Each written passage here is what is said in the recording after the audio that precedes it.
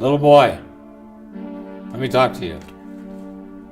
You have a right to be treated with courtesy and respect and dignity. You have a right to become. You are the father of the man.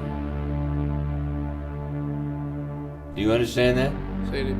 Explain it again. Every major philosopher, every major theologian, Jesus Christ said, unless you become as a little child, you cannot inherit the kingdom of heaven. That naivete, that sweetness, that openness, that ability to change and grow and become. The little boy is the father of the man. Hi everybody, my name is Ryan Holsapple. This video is with Dr. Roger Strachan, a lifelong psychologist and therapist who works with my inner child. Quickly, you need a little bit of context before I show you this vulnerable side of myself. Basically, the context that you need for this is that this was recorded a couple years ago. I've shared it on another YouTube channel, an old one that I used to be on that I'm no longer on, and this is the backstory. I made a video on that channel. It was about 15 minutes long. It was criticizing a public figure. I don't want to go into all the details. And this critical video got lots of views. It was very incendiary, very divisive. Lots of people liked it. Lots of people hated it. And it brought up this piece of inner child work for me, a conflict between different sub-personalities within myself. One part of me really felt like I wanted to be able to be challenging in the world and debate others and focus on these conflicts. And there was another part of me that wanted to be more proactively harmonious and focus just on the things that I like rather than the things that I don't like. And so we explore this conflict and we go to the roots of some of the ways in which that was an emotionally volatile experience for me. And Dr. Strachan is very helpful in teasing that apart with his self, soul, spirit, gestalt approach. Now, it's important for you to have a little background, so I've included a 2 or 3 minute introduction to his model, or to just the basic idea of subpersonalities and the psychological foundation of it, so that you have a little bit of context going in. Hey, I hope you really enjoy this. I hope that you don't get too lost because of the context of the last couple of years. I think that it'll make sense with the introduction I gave you. And let me know in the comments what you think. Leave a like, a subscribe, hit the notification bell. I'm trying to grow this so that I can reach as many people as possible. And I will see you soon. Many psychologists and philosophers have known for a long time now that we are not made up of one thing. We are made up of many different sub-personalities. In society, we typically are conditioned to think that we are a single voice, that we are just one person. But when we look at this under scrutiny, we find that we are indeed made up of many different forces, all compelling us towards different directions. Carl Jung called these the autonomous complexes of the psyche. My mentor, Dr. Roger Strachan, calls them subpersonalities, the parts of the self, the greater mandala, that Carl Jung also explored. The mandala is wholeness. The mandala is the bigger picture, the unity of all the parts of who we are. The soul is the deepest aspect of who we are, and the subpersonalities, again, are the diverging parts that make up the whole. Let's hear from some people who are really adept at explaining this. You're not a unitary thing, right? Like you aren't a unitary thing. Right. And most of us, even though we know that, we still treat ourselves as unitary things, which is bizarre. Yeah. When you cease to be taken in by your different selves and all these different modes, right, to the normal degree, then you can actually, then there's a kind of freedom to navigate to a kind of a happier conversation. But there is some way in which what you're talking about is that one of your parliament of selves is your meta self, which you're probably getting as close to identifying with unitarity as anything else. The psychodynamic model at its heart, right, which precedes Freud and Jung considerably, right? Like really the parts-based model goes back to the ancient Greeks at some level. Of course. The psychodynamic model is a rejection of the unitive bias. We all have this unitive bias that we are singular unitive beings, and that, but in fact, we know from a raft of scientific evidence and from, loads of anecdotal experience that people can share, that in fact what we are is a bunch of different forces or beings in a dynamic relationship to each other that all happen to mostly answer to the same name. The way you're describing it, you've got sort of micro agencies at work. So what does the soul then become in that model? When I say John, what I'm deeply and most directly and ultimately pointing to is my soul. Your Atman. Yeah, or my soul in the Christian sense, I think. Yep. It's all about me that I identify with, that is seeking salvation and some kind of integrated, Sure. individual, non-divisible, non-dividable, right? Yeah. In Dr. Strachan's model, the soul is the life force, the being, the essence, the consciousness that drives intentionality into the subparts of who we are. Let's take a look at the basis of his model to see if we can add some extra needed context to the following exposition. We've established self. Self is the myriad of genetic forces. It's polygenic, meaning Yes. multiple variants of genes Yes. interacting together to create Right. personality traits. Self. Yes. Okay? That's something that interacts with nature, and nature and nurture come together and create Right. experience. Soul. Life force that directs self. The brain is the programmer, or the computer, that runs the program. Let me stop you for 1 second. The soul utilizes all of us, all of our parts, our liver, our heart. For a long time, the heart was thought to be the soul. So the brain isn't any different than any It's other another organ. organ. So you don't want to see it in regards to being consciousness. Consciousness is in the soul and the parts of the self as it gets destroyed. Right. The brain is running in areas that are reflexive all the way up to areas that are controlled. Prefrontal. So the brain does not work on itself without instruction. I am different than you. So, my wild man, my 10-year-old, and my provocative facilitator, Proactive. proactive facilitator, thank you, and my warrior, we all can be troublemakers and love it. Right. Now, I don't get up in the morning and pick out a host for troublemaking. There's so many opportunities to come every day. I'm able to do it quite reasonably. Okay? Mm-hmm. So let's look at this in the way it works. It's about where you assignment. My warrior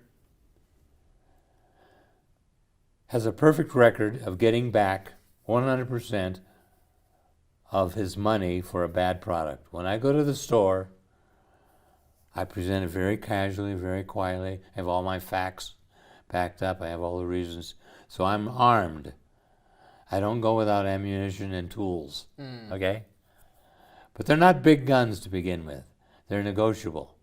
So even warriors can negotiate.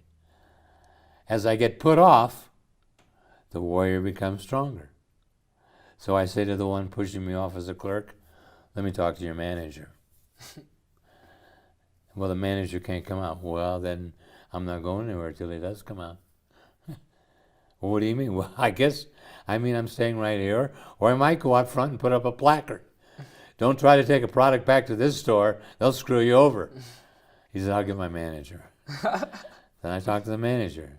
If the manager can't make a decision, I say to him, give me someone who can. You call up your boss. I'm not leaving until this gets resigned. They know that. They give me my money back. But what I mean by being armed is a perfect example. I bought a DVD player that failed. I then checked on whether that model failed other places. I found out in New Zealand that they had over 5,000 failures. And so what the manager wanted to do was give me the new component that was identical to the component that was failing. I said, I'll just be back in 2 months.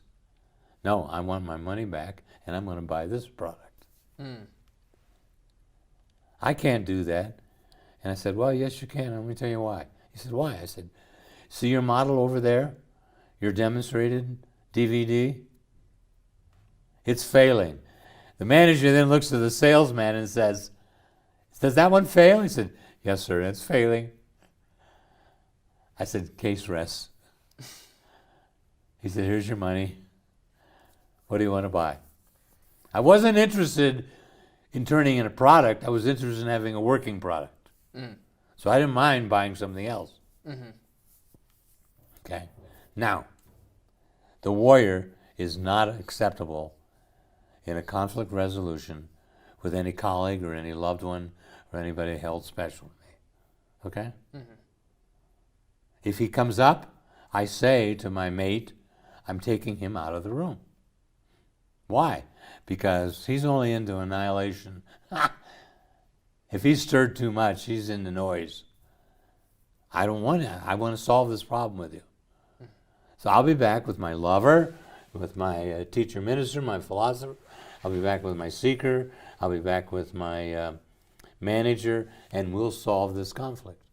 In my last marriage, she had a judge that was a Jesuit priest. Okay? She would announce, the judge is out. I say, okay, I'm exiting stage left. Wow. On my warrior and her judge would end the marriage over something trivial. But we didn't let them talk around conflict resolution.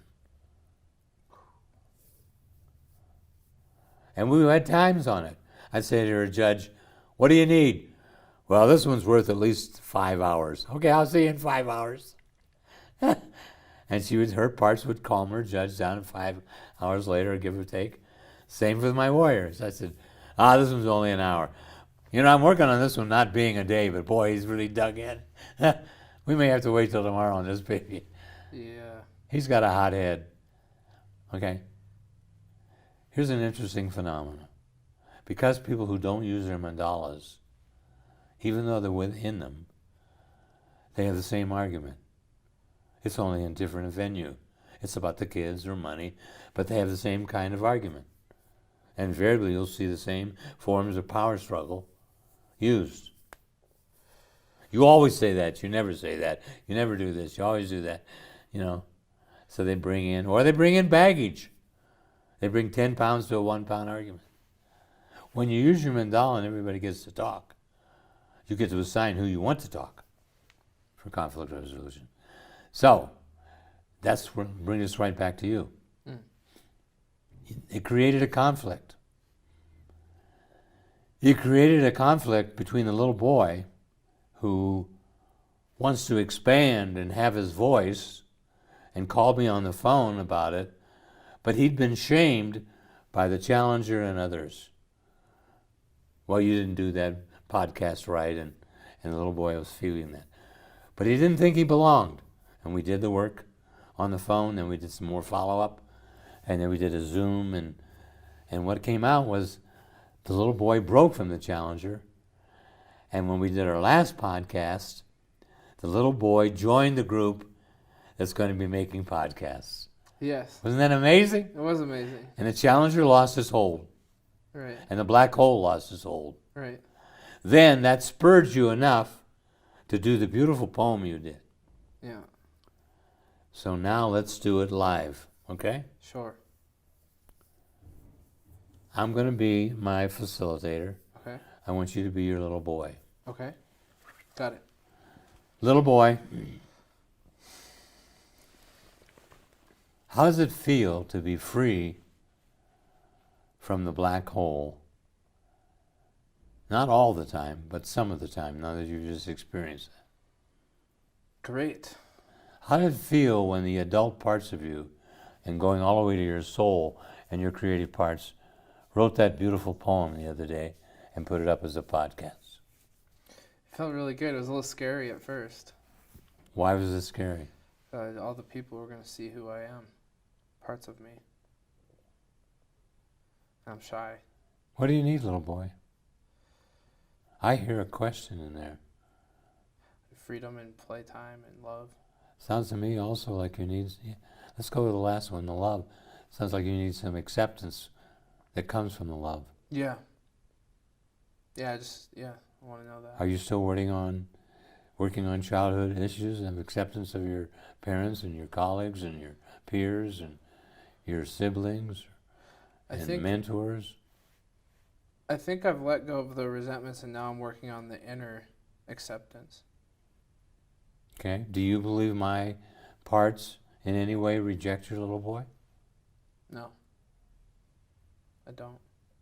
So sometimes when you bring shame and it's manifest as a little boy, you're actually serving the black hole then. Right. Yeah. I would admit on my own part, I'm not too gentle on your black hole parts of me. Yeah. Have you experienced that? Uh-huh. In our last podcast, he tried to talk for the soul. Yeah. And I caught him and nailed him. Right. Yeah.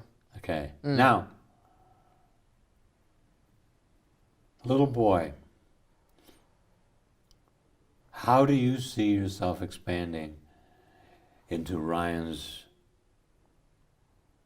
direction right now, his current direction? I want to be a part of the spontaneity and the creativity. Good. Who do you need in your mandala to protect you from the black hole, the challenger?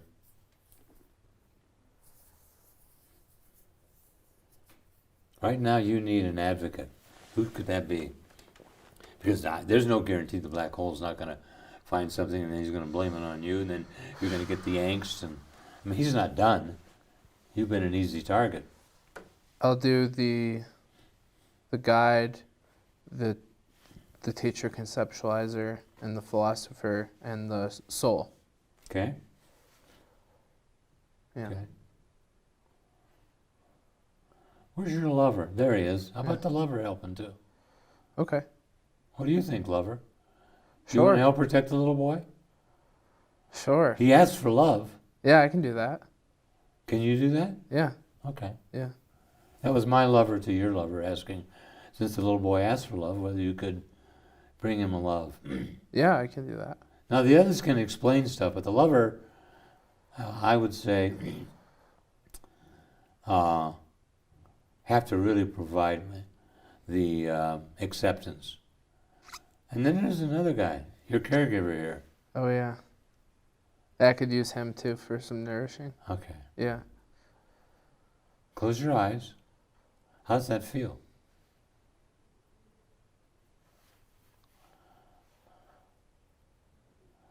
Relief.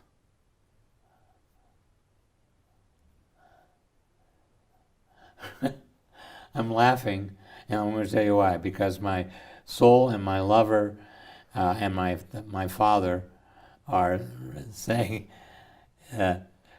you haven't come very far. And their point is, you're only at the point of relief, not to the point of celebration. Yeah. It's almost like a load's carried off, and you're just waiting to see whether it's coming back or not. I watched your face very carefully there. Yeah, you're right. Like, Yeah, so you're right. I'll be you, and you be me for a second, okay? Okay. And I'm going to be your little How does boy. that feel? Oh, relief? I think. Did you feel anything what I just described? Yeah, Yeah. a little bit. I'm going to ask you again, little boy. Are you ready to celebrate? Let's put it that way. See, it's a yes or no question. No. Okay. Are you too afraid to celebrate? I just don't feel like celebrating. You don't feel about celebrating, being relieved from the challenger? Why not? I don't know. I just don't feel like it. Wow. I just don't feel it. Let me talk to the challenger Sure. and black hole. Sure. Okay. Yeah. I'm going to be the facilitator Okay. of Roger. Yeah. I'm wondering, do you believe you still have him in tow?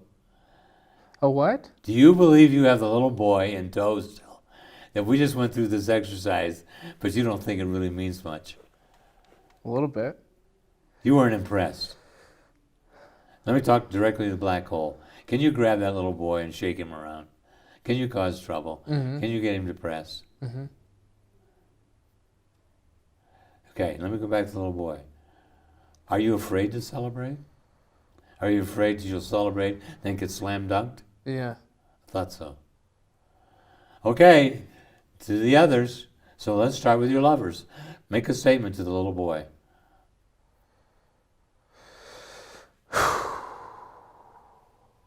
I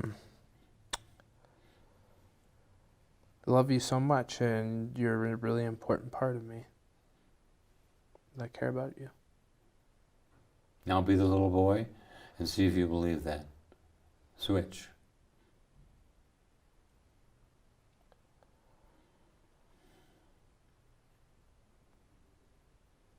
Wow. Let me ask a tough question, little boy, because I see you being pensive. Am I correct? Are you thinking? The Challenger and the black hole keep coming in. They're not So even letting... So you're not even being pensive. You're being challenged. Yeah. Did they They're say coming. something to the They lover? want to be the one to respond to the lover. Well, lover, you want to ask him to... We did this last time. Get the hell out of here. Right.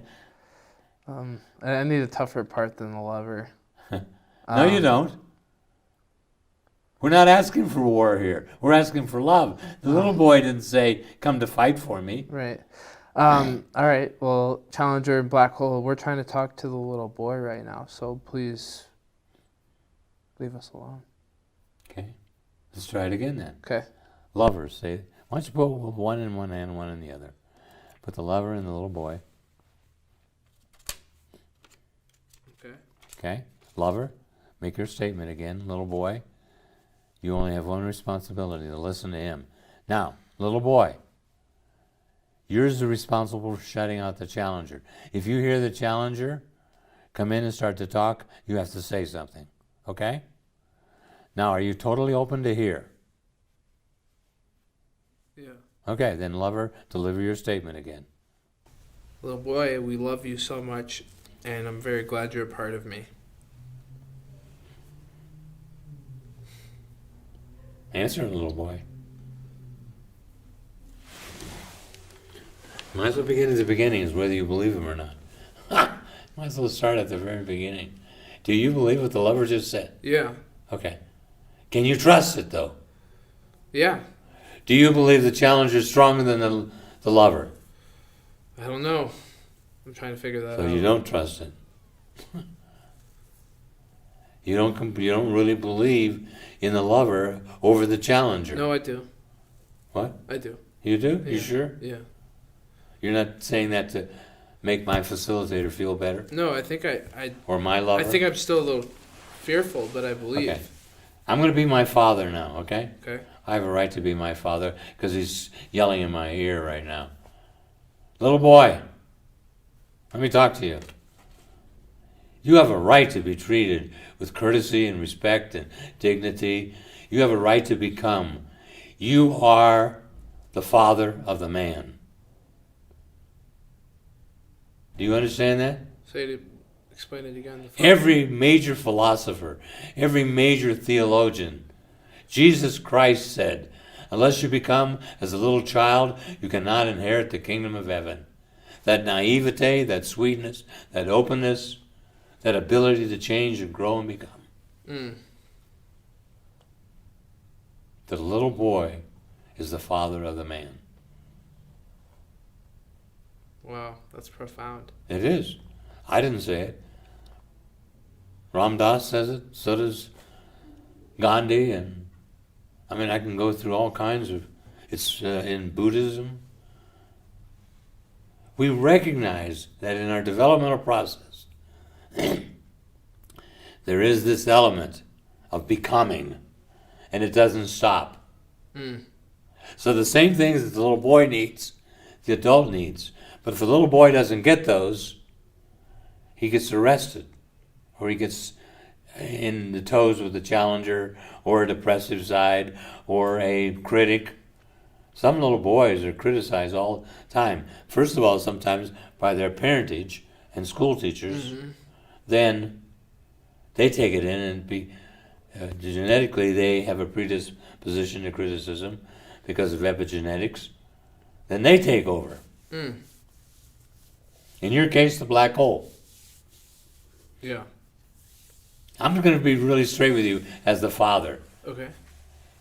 It's pretty sad for you to listen to the black hole and the challenger when you have these loving, caregiving guide, good old sleepy bear, and the intuitive one, and a beautiful soul, and a teacher. Mm-hmm.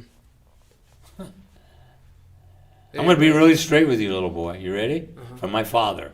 Fathers have a right to be a little autocratic, okay? Okay. You're not doing yourself any favors hanging with those guys. You're doing yourself a lot of favors if you hang with the lover, the seeker, and these powerful ones. It's a matter of choice. Okay. Okay? Yeah. Close your eyes and see if my father hit a point. Yeah, it really did. Did it hit a point? Yeah. Now I'm going to ask you a tough question from my proactive facilitator and my seeker. Ready? Okay. How much do you like being the victim of those other two guys, the black hole? How much are you devoted? Are we doing that? With all this as a waste of time? You could sabotage us all, you know that. I don't want to. Are you sure? Yeah. Close your eyes and see if you have any commitment. Yeah, I don't want to do that. Okay. All right. I I'm going want to tell you a I want story. to give that up. When I was 8 years old, my mother married, and this is in our other podcast, I'll just refresh your memory, an abusive, philandering alcoholic who's just a mean man. Mm-hmm. I probably only had 4 encounters in the whole time we were together for 7 years where he was kind of halfway decent and kind. And I mean, it was an amazing thing. He, you know, families take Sunday drives or things like that. Mm-hmm. He never took us for a drive. When they had steak, we had hamburger. My brother and I. I mean, it's just on and on and on it goes. The only reason he had anything to do with this because we came with a package with my mother. Mm-hmm. I'm hanging up the clothes. It's 8 years old. In 2000, I took my oldest granddaughter to go back there, and the scene was identical. Nothing had changed geographically. The clothes pole was exactly where it was. The house obviously is where it was, but they hadn't changed other things. They hadn't put in a fence or anything, and you could look from that clothes pole directly to the little elementary school or into school. Wow.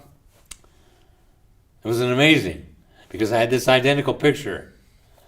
I'm 8 years old, and my warrior comes to me. I don't know, it's my warrior. I'm only 8 years old. Mm-hmm. But this voice is real strong. This man will hurt you. Mm-hmm. You have to stay out of his way. Mm-hmm. You have a big mouth, and you just say what you want to say, and it's not going to work, because every time you open your big mouth, he's going to hit you. And that's the way it is. And you have a very strong defender. Okay? You don't like bullies. Already you're taking care of your little 6-year-old brother.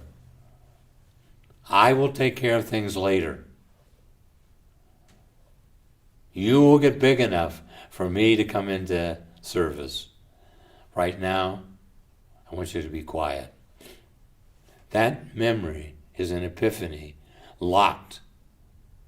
I can close my eyes, see where I was, and I can see the clothes basket, I can see how many clothes had hung up, I can, the whole 9 yards. Mm-hmm. I can hear his voice. Mm-hmm. And he was right. I had a big mouth, and I got hit a lot more because I couldn't keep my mouth closed. I could have, but I wouldn't. My own warrior had to, and the wild men had to sometimes close me down, but a lot of times they couldn't. Mm. Because I have a strong philosopher and scientist, and if it's not right, it's not right. And I have a teacher minister. If it's not right, it's not right.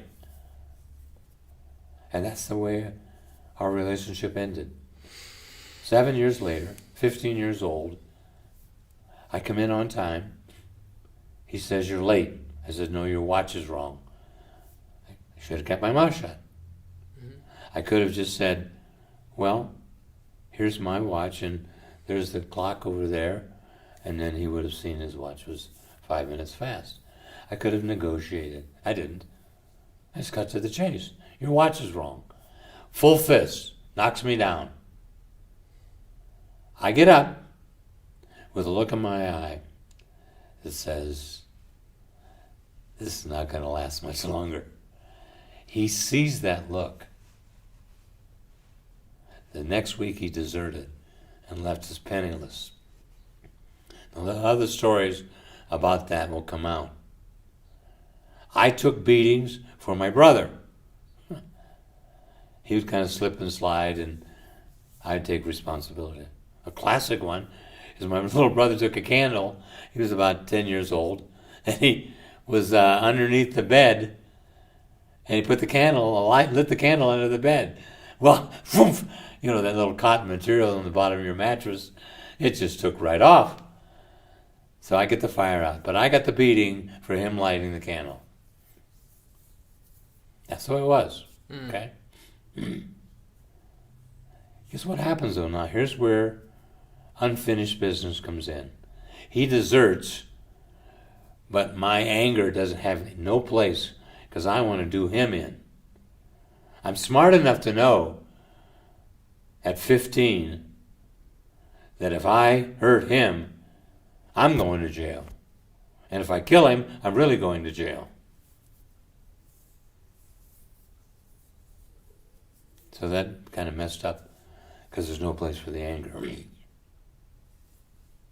In your case now, we'll switch back. And this is coming from my soul and from my manager and from my 10-year-old. You have to give up any aspect of being raised or directed by a black hole and a challenger.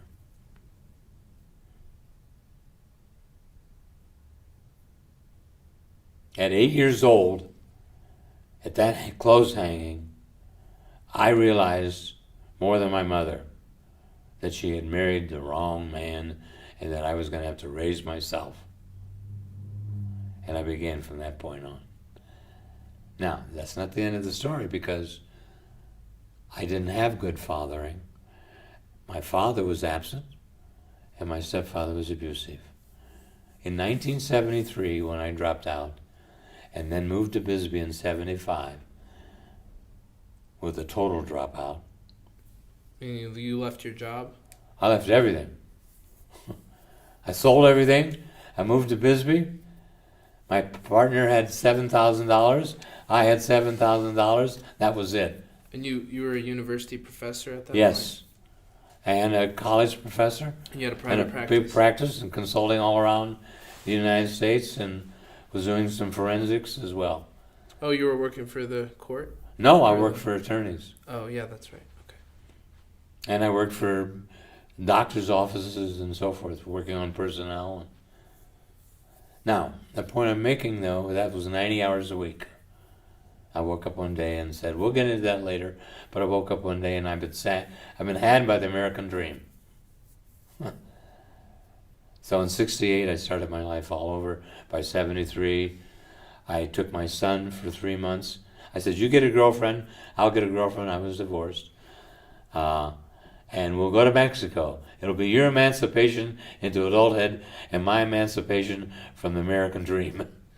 How old were you when you dropped out? 39 years old. 1973 started the process. So in 1974, I'm 40 years old, and I moved to Bisbee in June of 75. Okay? Mm-hmm. Right after my 41st birthday. Wow. Broke. So she took $3,500, I took $3,500, and we bought a house for $7,000. Wow. That was being restored by an Aspen guy that restored part of Aspen. but he didn't know what he was doing. He had hired it out up there, but he's trying to do it on his own. It was a mess. I started life as a cabinet maker and in construction, and had that genetically from my grandfather. So I undid most of what he did. But I'll tell that story another time. The point I'm making is I had become too much of a rugged scientist. I've become too much into the culture, too much in what success meant. 90 hours a week was wonderful because I bought it. It wasn't like I was being dragged into it. The trouble was I didn't have to climb, didn't have the time to run, didn't have the time to take real vacations, didn't have the time to be with my family most of all, which was paramount. So I changed that in 73. So I take my son and he becomes emancipated. It was beautiful. 3 months in Mexico, living on the beaches in a blazer off of camping, and also on the Baja. What'd you learn? Oh, I learned so many things. Let's save that though, okay? I'll just give you a couple highlights. I learned how compulsive I'd become. One example, we're hanging out in Guadalajara waiting for a friend of mine who lacks compulsivity and obsessiveness. So I gave him 4 days to show up in Tlaquepaque at the Museo de Ceramico, because I knew he couldn't make it on the first day. So I gave him a window between 1 and 3, between Monday and Friday. Well, he didn't show up by Friday. But here's what I learned in between. While we're waiting for him, we're doing other kinds of things. But my son is by the pool, or he's playing, or he and his girlfriend are taking walks. I'm unpacking and repacking the blazer, and I realized how attached I had become to our daily life in America, okay? Just being obsessive. So the first learning was, we left Guadalajara without ever connecting with my buddy. I moved to a little tiny town on the ocean, rented a place, threw away my watch, I actually gave it away, and lived moment to moment. I ate when I was hungry. I swam and surfed when I wanted to. I went to the market, whatever it was. I lived only moment to moment. And my son said, what will we do? I said, when the 3 weeks is up, he'll come and tell us. Until then, I don't have any concept of time. And that started, and we lived the rest of the 3 months on that kind of basis. Wow. So I came back from that with that sense of total freedom. I knew, though, as compulsive as I was, that I couldn't take a mini dropout. I had to take a major dropout. I had to go in poverty, basically. So we still have $7,000 to live on. You talk about frugality. Of course, that means I had none of my nice toys. And we planted a garden, and we walked to the grocery store because it was close. And I restored at the house. Wow. So I restored a 1950 Chevy and went back to working on my hands and gardening. And we lived on rock, so I had to make my own dirt. Wow. Now, we'll get into that much later. The point I'm making is that centers on what our next podcast is going to be about. The origins of self, soul, spirit, wilderness encounter, and the applications to real life situations. So now, in the podcast that we will be working on, you, little boy, will have to come in there. Okay. Okay? Yeah. Sounds great. You're going to join a new group. That sounds great. Okay? Yeah. It's your responsibility not to listen to the others. Don't say, I would if I could, but I can't because. That's what most people do. I would make that change, but I can't because. That just gave me the chills. Yeah. That's so true. I would I would leave the black hole and the Challenger if I could, but I can't because they hold me too tight. Yeah. That's the mentality of the victim. That's the mentality of the victim. Or the one that doesn't believe they have choices. Right. Okay?